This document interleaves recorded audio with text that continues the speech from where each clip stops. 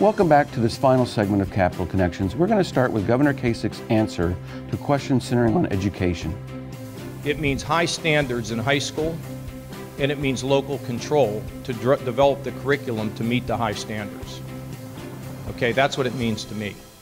So Massachusetts, your neighbor here, imposed very high standards. And guess what? The students in that state have performed pretty darn well. So to me, a lot of the federal programs ought to be moved out of Washington into local communities where we can design our programs, but I'm a believer in high standards and local control of schools. After education, a member of the audience posed a question on sustaining and strengthening the middle class. Well, I grew up in a place where there were middle and lower middle class folks, and it gets back to having an environment where we're creating jobs. Okay, you have to have an economy where jobs are being created. We don't have that good of an economy right now, you know, so if we don't hire that many 11-year-olds today, okay? But what we do know is that the more opportunity, the better chance for advancement. Now, the other thing that we know is, and I don't want you to be bothered by this, okay, but education is for life. You have to constantly upgrade your skills. The final question we'll get to tonight is Governor Kasich's opinion around tax policy. Should we have a simplified tax system? Yes. Would I like to have the tax system flatter like we've done in Ohio, bring down the top rate, provide relief to the working poor on the bottom? The answer is yes. But in order to do that, in order to just get that flat tax, you're going to have to eliminate some deductions. Now, people are for a flatter tax, but the people whose deductions are being eliminated don't care about the flat tax. See, yeah, because they are more worked up and angry about what's going to affect them than it is the good that can come from it. So I think initially the kind of tax reform we need is corporate taxation. There is about $1 trillion sitting over in Europe that should be brought back to the United States and not double taxed. That would be the biggest stimulus package we could have in America. And I think we should bring it back and lower our corporate rate to give people reason to stay here and not leave, number one. Number two, we need to have accelerated depreciation and expensing so that, and we're back to this question this young lady, the 11-year-old asked.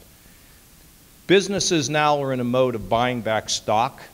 What we want them to do is to invest in plant and equipment.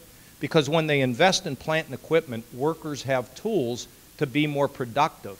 And high productivity translates to higher wages. And right now, we don't see corporate America investing in their own things to any great degree. And it's not going to change until that happens. So that's where we ought to provide the biggest focus. And I think you could probably get that money back from Europe, which would be a big boost to the United States and our economy. So, and then later, I think there is a growing appetite for significant tax reform to clean it up, to make it simpler, to make it flatter. But I'm going to have, or who's ever president, about a 90 to 120 days, and you got to pick the things: balancing the budget, rebuilding the military, making sure that we're helping our allies, countries like the Ukraine, the Israelis. We have to make sure that we are helping our friends in the world, and then reigniting citizenship. And what do I mean by that? It's what I said at the beginning.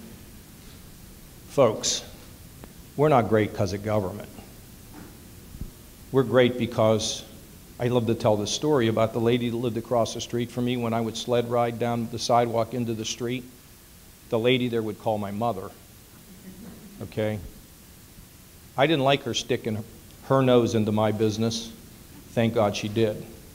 We need to start sticking our noses in other people's business and start rebuilding and strengthening our communities. What do you think? Can we do that again back when you were a little girl? Why not? I'll give you a try. Would you give it a try? Put her there. Okay, thank you all very much, and God bless. We'll see you. Thank you for joining us for this special edition of Capital Connections, your weekly access to politics and policy along the I-89 and I-91 corridors and how it impacts our region. If you have a comment or an idea for a future show, please email me. And please join us again at the same time next week for another edition of Capital Connection.